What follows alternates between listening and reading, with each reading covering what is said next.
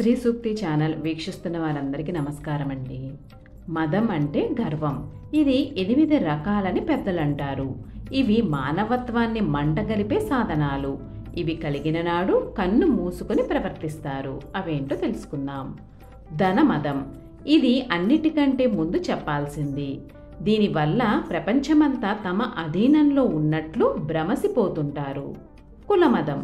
ఇది వారు పుట్టిన కులం గొప్పదని, మిగిలిన కులాల వారు చాలా తక్కువ వారని వీరి అపోహ.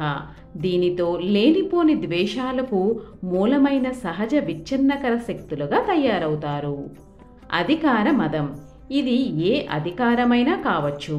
వారు గొప్పవారు, అధికారులని, మిగిలిన వారు సేవకులని వీరి భావన. శాస్త్రమదం.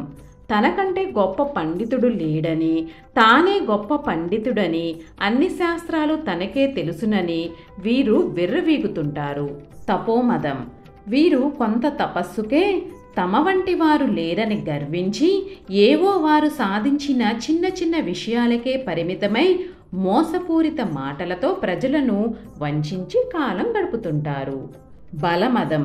ఇది శారీరక బలం అంటచేసుకుని దౌర్జన్యాలకు పాల్పడి వారు సమాజానికి ప్రతి నాయకులై ప్రజలను ఇబ్బంది పెడుతుంటారు. యవ్వన మదం.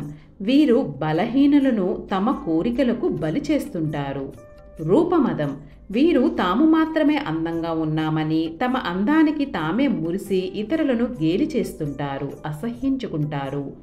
ఇవి ఏవి మనిషికి ఉండరాదని ఏదో ఒకటి మనిషిని పట్టి పీడించడం నేడు మనం గమనిస్తూనే ఉన్నాము.